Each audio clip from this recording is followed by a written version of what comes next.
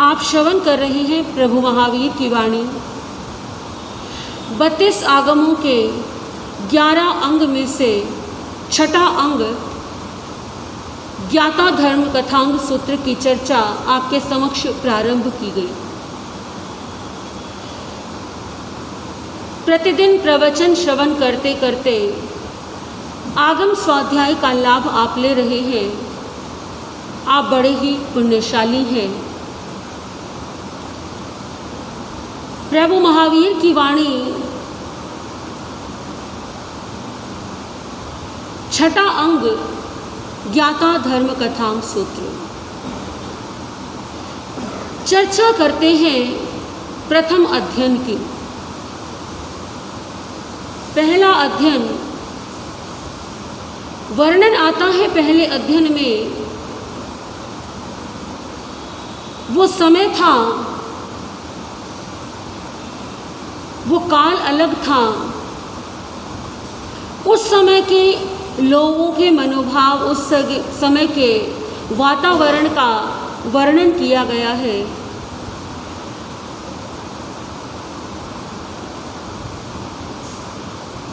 वर्णन आता है आर्य सुधर्मा स्वामी विचरण करते करते चंपा नगरी में पधारे। आर्य सुधर्मा स्वामी अपनी शिष्य मंडली के साथ में विचरण करते करते चंपा नगरी में पधारे। जैसे आज के समय में साधु साध्वी अपने शिष्य समुदाय के साथ विचरण करते हैं, आपके क्षेत्र में भी आना होता है। कभी कोई संत साध्वी जो है वर्ष 2 वर्ष में उनका पुनरागमन हो जाता है, और कभी कभी ऐसा भी होता है कि किसी संत साध्वी को आए हुए वर्षों हो गए। आगमों के अंदर उल्लेख आता है कुछ नगर ऐसे रहे जहाँ पर प्रभु महावीर का पदार्पण बार बार होता रहा। प्रभु महावीर के निर्वाण के पश्चात सबसे अधिक जिस नगरी का वर्णन आता है राजगृही के बाद में, वो है चंपा नगरी। राजगृही में शासन था मगध सम्राट श्रेणिक का, परंतु जो श्रेणिक का पुत्र था कोणिक, अपने पिता की मृत्यु के पश्चात अपने पिता की यादों से स्वयं को उबारने के लिए उसने चंपा नगरी का निर्माण किया और अपनी राजधानी किसको बना लिया? चंपा को बना लिया। अब जहाँ राजा है वहाँ पर प्रजा है, और जहाँ जन समुदाय है, गुरु भगवंतों का पदार्पण भी कहाँ होगा? वहीं पर होगा। गुरनी जी महाराज अक्सर बताया करते हैं कि करोल बाग के पास में क्षेत्र है मोतिया खाना। एक समय था जब वहाँ पर जैन परिवारों की संख्या अच्छी थी, तो वहाँ पर गुरनी जी महाराज बहुत अधिक विचरण करते थे, आते जाते थे, और भी अन्य साधु साध्वी वहाँ आते जाते रहते थे। धीरे धीरे जैन परिवार जो है उन्होंने अलग अलग क्षेत्रों में अपने निवास बना लिए। वहाँ से स्थानांतरण हुआ। जैन परिवारों से वो स्थान क्या हो गया? धीरे धीरे खाली हो गया। तो वहाँ जो उपाश्रय है वो भी क्या हो गया? वो भी खाली हो गया। अब वहाँ पर कोई भी साधु साध्वी भी कहाँ जाएंगे? जहाँ उन्हें श्रद्धालु जन मिलेंगे, जहाँ पर जन समुदाय होगा जो साधु साध्वियों के प्रति श्रद्धा भक्ति आदर का भाव रखता होगा। साधु साध्वियों का विचरण क्षेत्र भी उन क्षेत्रों में ही होगा।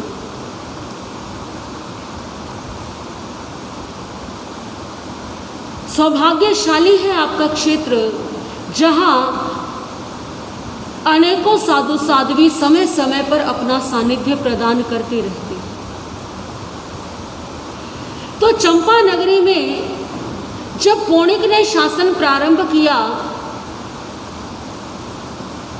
उस समय तक जब की ये बात है, जब ये वर्णन चल रहा है जिस समय का, अवसर्पिणी काल है, चतुर्थ आरा है, समाप्त होने को है चतुर्थ आरा।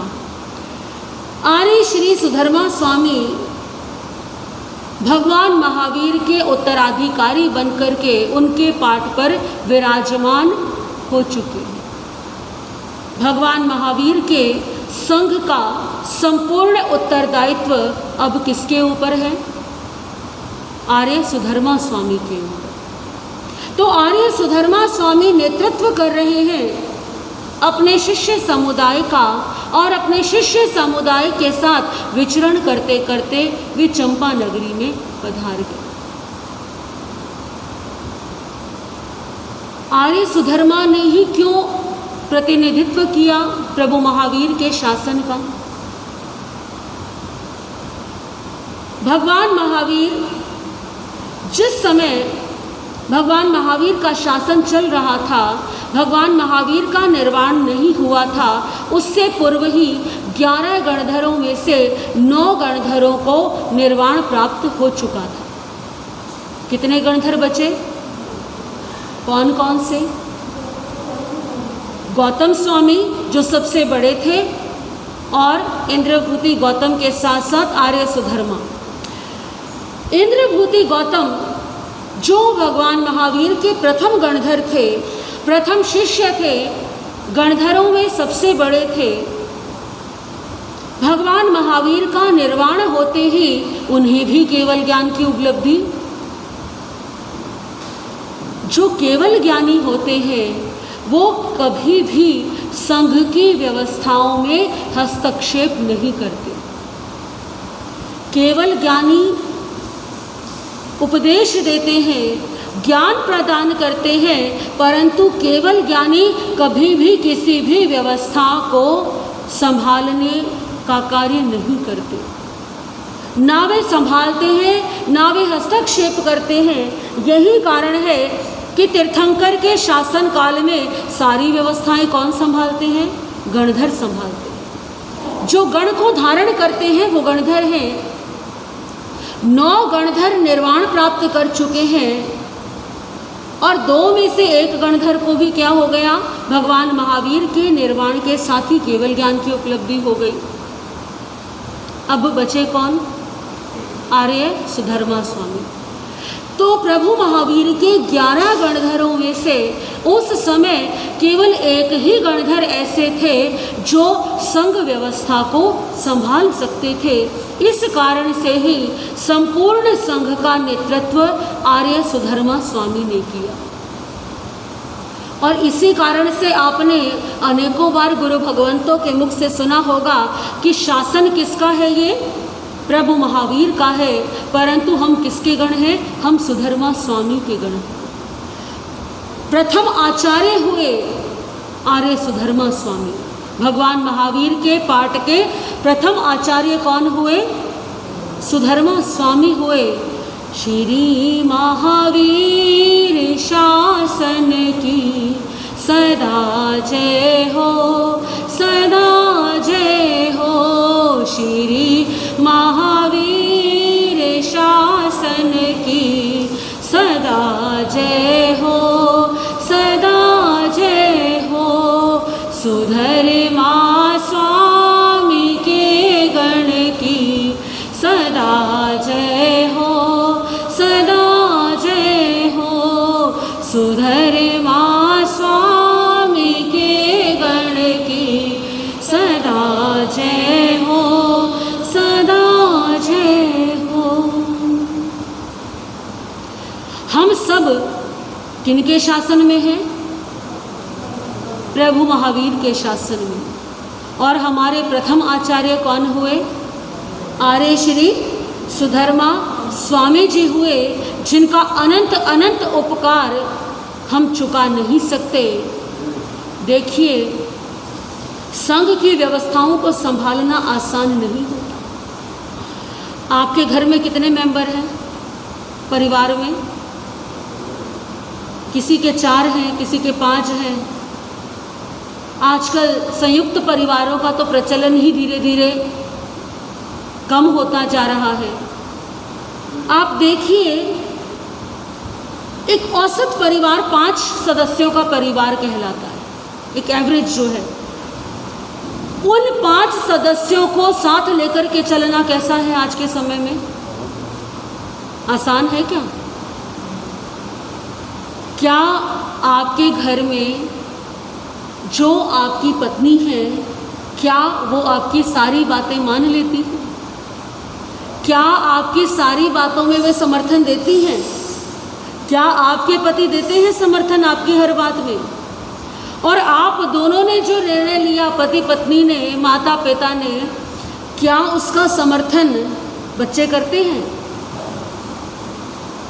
बाकी सब तो छोड़ दीजिए, घर में रसोई बनती है ना, उसमें भी एक विचार नहीं हो पाते सबके।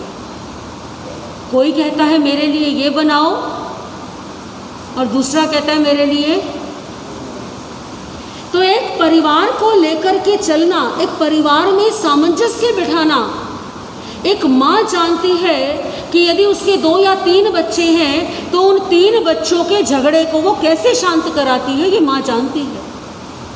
बड़ा कोई सामान लेकर के आया, छोटे ने शोर मचा दिया, ये तो मुझे भी चाहिए। माँ क्या करती है, अरे कोई बात नहीं, तुझे 1 महीने बाद दिला देंगे, तुझे अगले साल दिला देंगे, ऐसा कर लेंगे। कितना समझाना पड़ता है ना। छोटे ने कोई जिद की और आपने पूरी कर दी तो बड़ा नाराज हो जाएगा। होता है ना ऐसा। आपस में कितने कार्य ऐसे होते हैं जब आपस का तालमेल। आज हमारे परिवारों में ये बहुत बड़ी समस्या आ गई है कि हम एक दूसरे के विचारों से सहमत नहीं होते। और उसका मुख्य कारण क्या है? क्या है मुख्य कारण उसका? हम क्यों सहमत नहीं होते? सोचिए, कभी चिंतन कीजिए, क्या कारण ऐसा है जो जायज़ है? क्या कारण ऐसा है जो वास्तव में है? या केवल हम अपनी बात को ऊपर रखने के लिए कभी कभी दूसरे के विचारों से सहमत नहीं होते? ऐसा भी तो होता है ना अनेकों बार कि सामने वाला बात तो ठीक कह रहा है, उसकी बात मानने में कोई समस्या भी नहीं है, लेकिन यदि इसकी बात मान ली जाएगी तो मेरा क्या अस्तित्व रहेगा, मेरा परिवार में क्या स्थान रहेगा? तो बात किसकी माननी जाए? मेरी मान ली जाए, क्योंकि मैं बड़ा हूँ। ये जब ईगो की प्रॉब्लम आती है तो परिवारों में समस्या आनी प्रारंभ हो जाती है। आजकल छोटे से छोटे बच्चे को भी देख लीजिए। एक समय था जब माता पिता बच्चे को कितना ही डांट दें तो भी बच्चे क्या करते थे? बच्चे नाराज नहीं होते थे, और बल्कि डर लगता था कि कहीं ऐसा ना हो कि और ज़्यादा डांट पड़ जाए। वो कहते हैं ना, कई लोग जो आज बड़े हो गए हैं वो अपने बचपन की बातें बताते हैं, और सबने ये समय देखा है कि पिताजी ऐसे थे, मार भी देते थे और रोने भी नहीं देते थे, कि डांट भी दिया, लगा भी दिया, और फिर क्या कहते थे कि आंसू नहीं निकलने चाहिए। वो समय देखा है आप सभी ने, हमने। लेकिन आज का समय क्या ऐसा है? आज छोटे से बच्चे को आप ज़रा सा कुछ कह दीजिए कि तुमने ये काम नहीं किया, उसकी ईगो हर्ट हो जाती है। पहले तो उस बच्चे को यही बुरा लगता है कि मुझे आप क्यों नहीं बोला, और फिर मुझे डांटा क्यों। वो नाराज़ हो जाता है और फिर पीछे पीछे उसके मनाने के लिए। लेकिन यही व्यवहार कहीं ना कहीं बड़े होकर के समाज में, घर परिवार में आपसी सामंजस्य बिठाने में अड़चन पैदा करने लग जाता है। जब परिवार को साथ लेकर के चलना सरल नहीं है, ये तो केवल संयुक्त परिवार की बात नहीं है, एकाकी परिवार की बात है जिसमें माता पिता और बच्चे हैं। अब कल्पना कीजिए, जिस परिवार में दादा दादी भी है, माता पिता भी है और फिर क्या है, बच्चे हैं, कितनी पीढ़ी हो गई, कितना जनरेशन गैप आ गया। ऐसे परिवार में सामंजस्य बिठाना, तालमेल बिठाना कितना कठिन है। आप कल्पना करके देखिए कि प्रभु महावीर का कितना बड़ा संघ, और उस संघ में वृद्ध साधु साध्वी भी हैं, युवा साधु साध्वी भी हैं, और कुछ ऐसे भी हैं जिन्होंने 16-17 साल की उम्र में संन्यास ग्रहण कर लिया, यानी किशोर अवस्था के भी हैं। अलग अलग परिवारों से, अलग अलग जाति के, अलग अलग मान्यताओं के, क्योंकि अब जैन धर्म का पालन कर रहे हैं, लेकिन उससे पूर्व न जाने किस धर्म का पालन कर रहे थे। हर परिवार की अपनी एक संस्कृति होती है, हर परिवार के अपने कुछ नियम व्यवहार होते हैं। अलग अलग परिवारों से आकर के अलग अलग मान्यताओं का त्याग करके कितना बड़ा संघ एक बना, जिसमें हर आयु वर्ग के साधु साध्वी हैं। और देखिए, अंतर केवल धर्म या परिवार से नहीं आता, अंतर क्षेत्र से भी आता है। आप हरियाणा में रहते हैं तो आपके व्यवहार, आपके विचार कुछ अलग हैं। आप यदि उत्तर प्रदेश से हैं तो वहाँ पर कुछ अलग हिसाब होता है ना। अक्सर कहते हैं ना, यूपी वाले कहते हैं हरियाणा वालों से तो हमारी ज़्यादा नहीं बनती, और हरियाणा वाले कहते हैं कि हमारी तो, और पूरे उत्तर भारत वाले जो है ना वो ये कहते हैं कि हमारी तो साउथ वालों से पटरी मेल नहीं खाती। बात फिर वहाँ पर भी आ जाती है। तो अलग अलग प्रांतों के, अलग अलग गांवों के सब एकत्रित हुए हैं धर्म का पालन करने के लिए। कितना महत्वपूर्ण कार्य है ये, इतने बड़े संघ को साथ लेकर के चलना। आज किसी साधु साध्वी का 5 का ग्रुप है, 10 का ग्रुप है, इससे ज़्यादा तो एक साथ विचरण करते ही नहीं हैं। व्यवस्थाओं की दृष्टि से भी उचित है ये, लेकिन कितना आपस में तालमेल बिठाना होता है, एक दूसरे की सुननी और सुनानी होती है, कहीं पर माननी होती है, कहीं मनवानी होती है, तब जाकर के अलग अलग घर परिवारों से आए हुए ये साधु साध्वी एक साथ एक परिवार में, एक ग्रुप में रह करके धर्म आराधन करते हैं।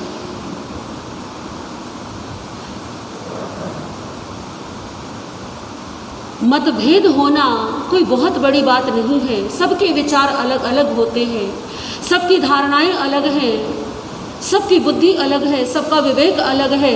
लेकिन गुरनी जी महाराज कहा करते थे कि मन भेद नहीं होना चाहिए। विचारों में अंतर हो चलेगा, लेकिन मन में अंतर, मन कैसा रहे सबका, मन निर्मल रहे, मन साफ स्वच्छ रहे, ऐसा प्रयास हमारा होना चाहिए। यदि हम घर परिवार में हैं तो भी ऐसा होना चाहिए, और संघ समाज में हैं तो भी हो सकता है हम किसी के विचारों से सहमत ना हो, वहाँ मौन हो जाए। अपने विचारों को किसी पर थोपने का प्रयास ना करें, तभी घर चलता है, परिवार चलता है, और संघ और समाज भी सुचारू रूप से चलता है। तो आर्य सुधर्मा स्वामी भी ऐसे ही संपूर्ण संघ का पूर्ण रूप से सम्यक प्रकार से पालन करते हुए कहाँ पर पधार गए? चंपा। याद कर लीजिए, कभी प्रश्न पूछूंगी ना तो आपको उत्तर देना पड़ेगा। ज्ञाता धर्म कथांग सूत्र कौन सा अंग है? 6ठा अंग है। चंपा नगरी में पधारे आर्य सुधर्मा स्वामी का नाम आए और उनके शिष्य आर्य जंबू का नाम ना आए, ऐसा हो नहीं सकता। अनंत अनंत उपकार है आर्य जंबू स्वामी का। जितनी भी आगम वाणी हमारे बीच में है, आर्य जम्बू ने प्रश्न किया है, आर्य जम्बू ने ज्ञान की जिज्ञासा रखी है सुधर्मा स्वामी के सामने, और आर्य सुधर्मा ने भगवान महावीर द्वारा प्रदत्त उस वाणी को आर्य जम्बू को प्रदान किया है। इसी गुरु शिष्य संवाद के रूप में हमारे समक्ष ये आगम उपलब्ध है। आर्य सुधर्मा का आगमन हुआ चंपा नगरी के अंदर। जन समुदाय को सूचना मिली, राजा कौणिक को सूचना मिली।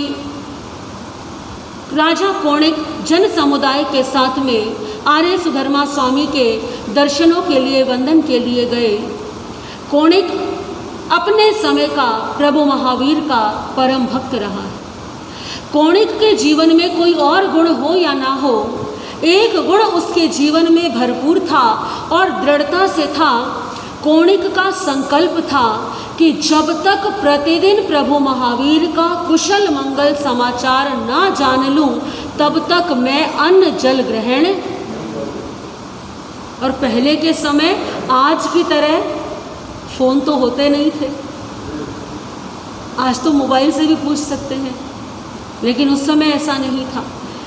तो कौणिक ने अपनी विश्वस्त सैनिकों का एक दल नियुक्त किया हुआ था, जिस दल का कार्य यही था, उस दल में से एक सैनिक प्रतिदिन जहाँ जहाँ प्रभु महावीर विचरण कर रहे हैं, वो दल प्रभु महावीर के आसपास रहता था, और वहाँ से एक सैनिक प्रतिदिन कौणिक के पास आता था और प्रातः काल भगवान महावीर का समाचार देता था कि प्रभु महावीर का विचरण किस क्षेत्र में है, प्रभु महावीर सुख साता से विराजमान है। तब जाकर के कौणिक क्या करता था, अन्न जल ग्रहण करता था। ये जिस समय की बात है, जिस समय आर्य सुधर्मा स्वामी आए हैं चंपा नगरी में, प्रभु महावीर का निर्वाण हो चुका है। अब देखिए, जिनकी वो श्रद्धा भक्ति करता था वो तो जा चुके हैं, लेकिन कौन है अब? सुधर्मा स्वामी हैं, उनके शिष्य हैं। कई बार कुछ श्रद्धालु जब दर्शन करने के लिए आते हैं, चर्चा चलती है तो वे बताते हैं हम अमुक गुरु को मानते थे। किसको मानते थे? किसी भी गुरु को। हम अमुक गुरु को मानते थे, बहुत जाते थे, बहुत श्रद्धा रखते थे। हमने उनके दिशा निर्देशन में अपने जीवन के बहुत सारे कार्य किए। उनका जब जब आशीर्वाद मिला तब तक हमारे कार्य सफल हो गए। बहुत गुणगान करते हैं गुरुओं का। उनसे पूछा जाए, और अब क्या गुरुनी जी महाराज, गुरुदेव का तो क्या हो चुका, देवलोक गमन हो गया, अब क्या जाना वहाँ। देखा होगा ना आपने ऐसे बहुत से लोगों को। कई बार आपके स्वयं के मन में भी हो सकता है ये भाव आए कि अरे अब तो उनका देवलोक हो चुका, जिनके पास हम जाते थे, आशीर्वाद लेते थे, अब क्या जाना, अब क्या करें जाकर के। अब तो उनके शिष्य हैं, शिष्याएं हैं, उनसे हमारा इतना मेल जोल, या फिर अब वो बात नहीं है। देखिए, गुरु भले ही इस शरीर से अपने शिष्य का साथ छोड़ दे, लेकिन आशीर्वाद जो है ना गुरु का, वो सदैव रहता है उस शिष्य के ऊपर।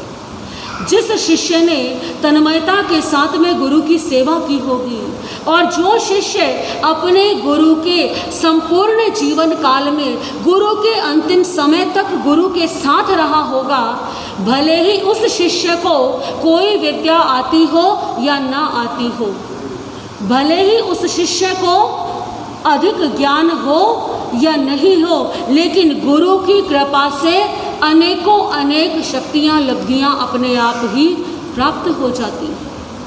और क्या गुरु भक्ति केवल इसलिए करना कि वो गुरु थे, उनका आशीर्वाद मिलता था तो हमारे काम हो जाते थे। अब वे गुरु नहीं हैं, अब किसका आशीर्वाद ले काम सफल होने के लिए? जो कार्य सफल होते हैं उनमें गुरु के आशीर्वाद के साथ साथ आपकी धर्म के प्रति आस्था भी काम करती है। मैंने अपने इस छोटे से संयमी जीवन में ऐसे भी कुछ लोग देखे हैं, ऐसे भी कुछ जैन श्रावक देखे हैं जो कभी ये नहीं कहते कि गुरुनी जी महाराज हाथ देख दो या ये बता दो या ये कर दो। केवल आकर के एक ही उनका भाव होता है, और ऐसा नहीं कि केवल एक के लिए, कोई भी किसी भी आवश्यक कार्य के लिए उन्हें जाना हो, गुरु चरणों में आए, निवेदन किया कि आज हम अमुक कार्य के लिए मैं जा रहा हूँ, कृपया मंगल पाठ प्रदान कर दीजिए। साधु साध्वी ने कहा एक काम करना, जाने से पूर्व नमोकार महामंत्र की एक माला कर लेना, और क्या करना, जी गुरुजी जी या जी गुरुदेव। मंगल पाठ सुना, पूरी श्रद्धा भक्ति के साथ में माला की और काम हो गए। तो आशीर्वाद का यही रूप है कि आपने यदि पूर्ण श्रद्धा के साथ में जाकर के मंगल पाठ श्रवण कर लिया, या गुरुदेव ने या गुरुनी जी महाराज ने उस समय जो उन्हें सूझा, जो अपने अंतर्ज्ञान से उन्होंने उस समय आपको कहा, पूरी श्रद्धा से उसका पालन कर लीजिए, आपके काम हो जाएंगे। लेकिन कोणिक को देखिए, ये नहीं कि भगवान महावीर का तो निर्वाण हो चुका है। भगवान महावीर तो क्या थे, सर्वज्ञ सर्वदर्शी थे, केवल ज्ञानी थे। उनके दर्शन करने तो मैं जाता था, लेकिन आर्य सुधर्मा स्वामी तो अभी छद्मस्त अवस्था में है, केवल ज्ञानी, तो उनके दर्शन करने क्या जाऊं? ऐसा नहीं। जैसे ही समाचार मिला तुरंत क्या गए, दर्शन करने के लिए गए। आर्य सुधर्मा स्वामी ने जो उपदेश प्रदान किया, श्रद्धा और भक्ति पूर्वक उस उपदेश को श्रवण किया। ये कितनी बड़ी शिक्षा है हमारे लिए कि अपने क्षेत्र में कोई भी साधु साध्वी आए तो क्या करने के लिए जाए।